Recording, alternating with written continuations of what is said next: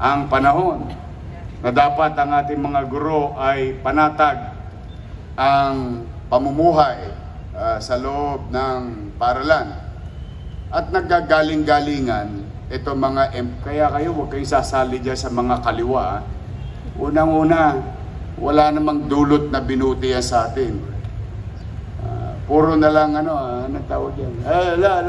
Sis Bumba. Still have a problem. If we keep on shouting, do you think the problems will be resolved? Kasi may mga 30 miyembro yan sa buong organisasyon na yan na 11,000 halos. Biriin nyo, kakapiranggot. Hindi ko sila minamaliit, pero sila rin ang nagturo sa akin, yung mga teacher sa public school. Yung 10,000 plus is greater than 30. Sinabi niyo sa mathematics. Tama ba yun?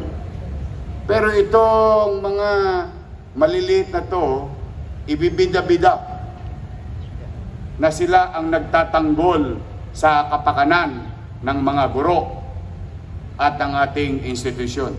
Hindi po totoo yun.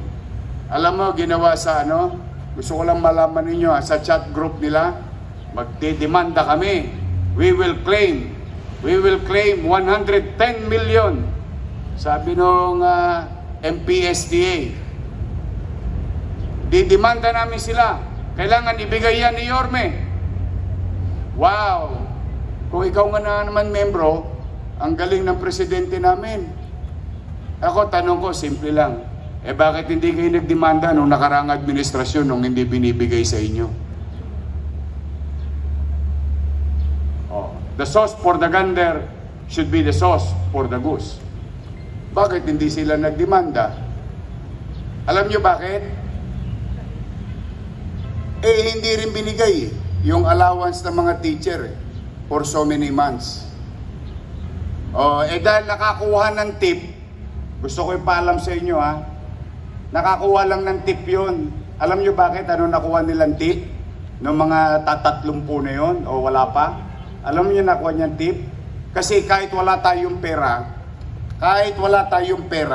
pinahanda ko yung payroll. Pinahanda ko. Bakit? Para pag may pera, ibigay nyo na yung allowance niyan. Ibigay nyo na yung bonus niyan. Kaya po, ganyan kadupang ang ugali ng mga makakaliwang grupo na yan. Pag alam nila magkakaresulta, magbibida-bida sa mga teacher. Dahil sa amin, narinig tayo ng gobyerno. Wow! Laway lang po na mo, gusto mo kumita ng pera? Ano tinira nyo? Pa-share naman. Hindi, totoo po. Kung talagang ipinagmamalasakit nila yung kanilang guro, kung pinagmamalasakit nila, sana nung nakaraang taon pa hindi binibigay. Itong first quarter pa, hindi binibigay. Kung mo nakakita, nagsabi na si Yorme during department head meeting, ihanda na, igayak na yung allowance naman ng teacher ulit dahil bibigyan natin ulit ang teacher bago man lamang matapos ang taon. Siguro nakatip. Wala pang ang pera gusto na kumolekta. Hindi po. Ako, mahirap po. Alam niyo ba, para na sa mga guro yung mga JO, nandito ngayon. COS or Contract of Service. Wala pa yung Christmas gift. Wala pa.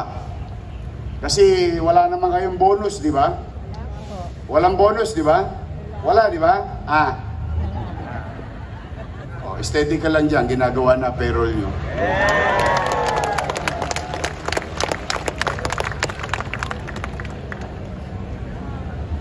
Kaya po, kasama-sama ng loob ko, ito talaga pinagdugo ng puso ko. Gusto ko malaman to ni Superintendent kahit ipakita pa niya yung text ko sa kanya.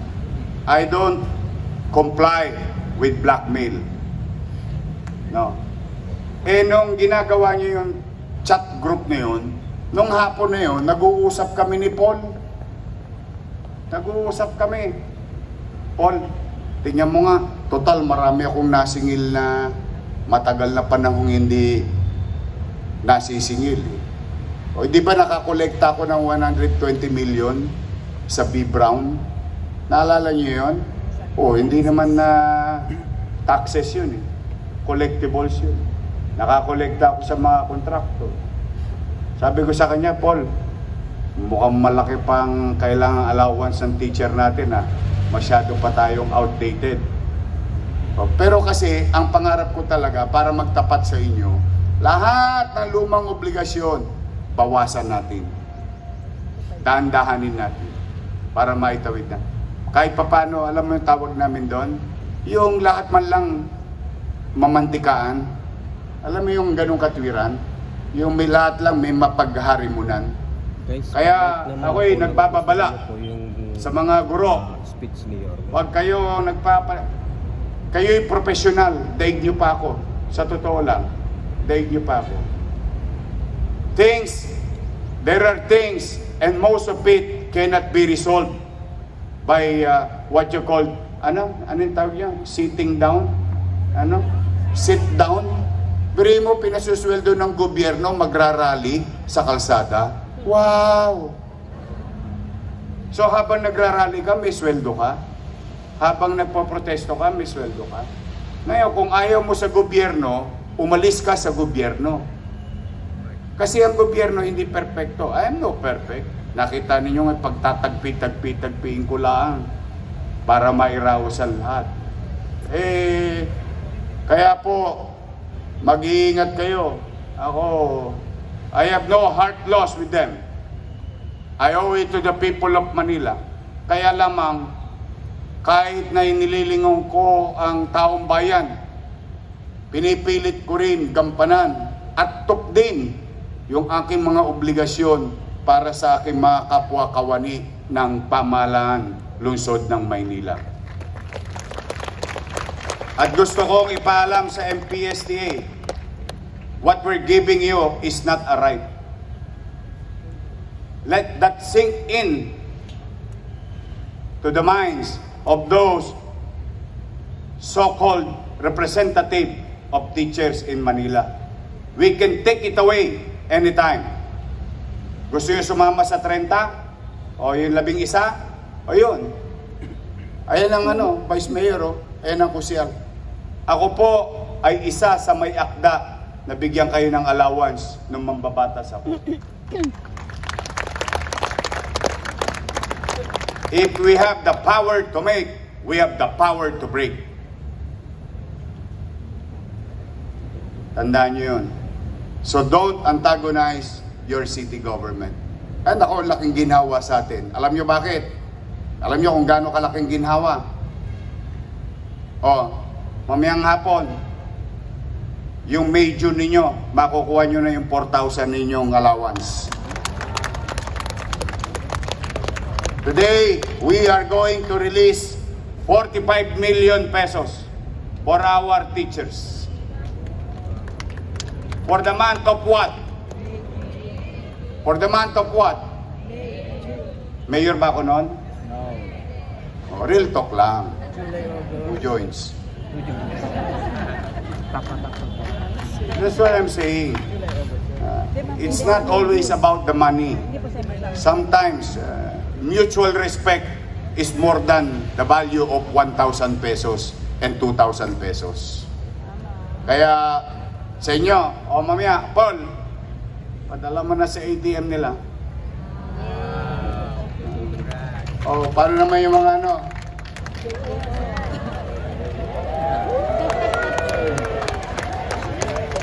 Easy. Uso nyo, relax lang. Hindi talaga, walang biro. Kaya lang medyo nasaktan ng kalooban ko. Hindi naman nila hiningi sa akin. Hindi naman nila hiningi. Kami lang ni Paul. Sabi ko, Paul, pagka meron tayong bigyan naman natin ng konti, masyadong malayo yung obligasyon natin sa teacher.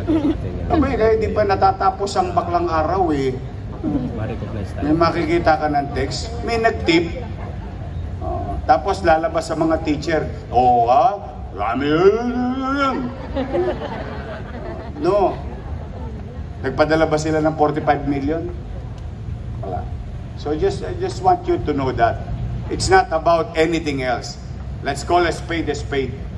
Things can be done, and sometimes it's easy, and sometimes it's hard, and there's another level, super hard. Pero yung nasa inyo, doon lang yung sa hard. Huwag kayong mag-alala. Steady lang kayo. Paul, tulungan mo ako, ha? May awa ang Diyos. Basta, walang matatapos ang taon na hanggat maaari, loobin nawa ng Diyos. Lahat naman kahit paano mairaos natin. So muli, mga kababayan, maging takdang aral sa atin. Tandaan ninyo, hindi ko nga mag-gets bakit hindi pinagbabawal ng batas Dapat ipagbawal ng batas to Dapat yung Senado, Kongreso, maggawa ng maigpit na batas Lalo na, ang ginaguide mo is the next generation. You're teaching the next generation.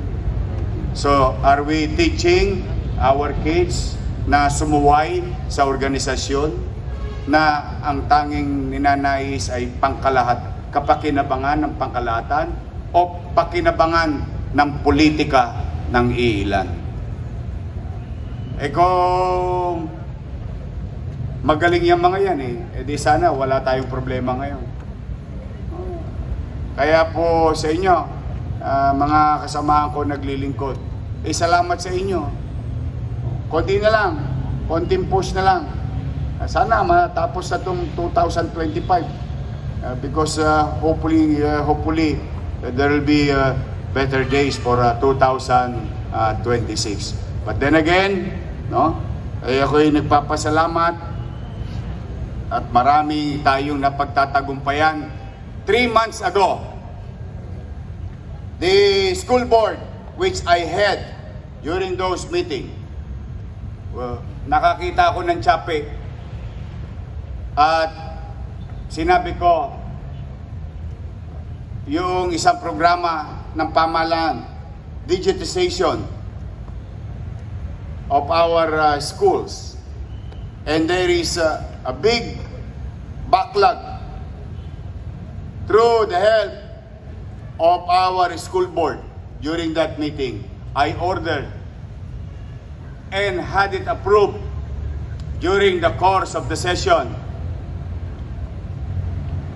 Today, that act of that afternoon ay makakamit na ng ating mga guro at mag-aaral at 392 classroom. That's for you, saying, I love you. Yes, wala na. We are going to be compliant today.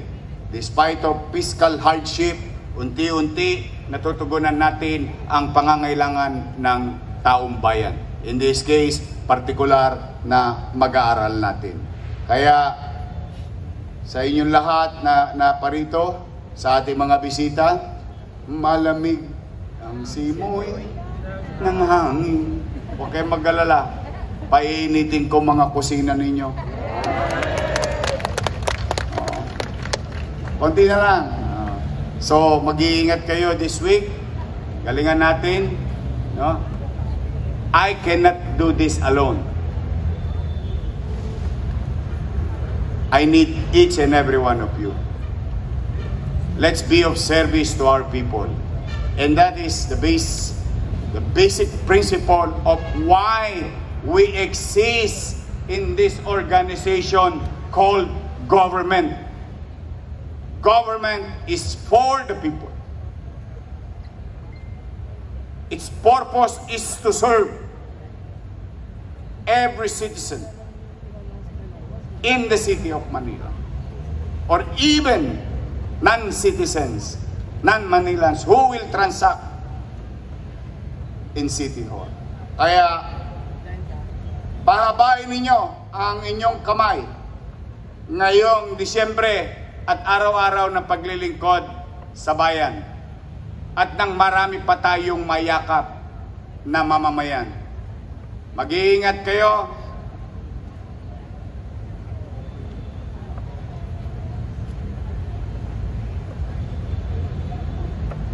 Sabi ko naman, bibigay ko naman, steady ka lang.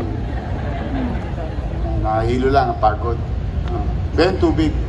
Mag-iingat kayo. Katulad ng sinasabi ko lagi, linggo-linggo. You will never know. Yeah, you will never know. Mag-iingat talaga kayo. Kailangan ko kayo. I wish that God will guide you this week. Keep you healthy and safe so that we can serve our people. Magandang araw at pagpalain nawa kayo ng Pong May Kapal. Manila! God first. Thank you.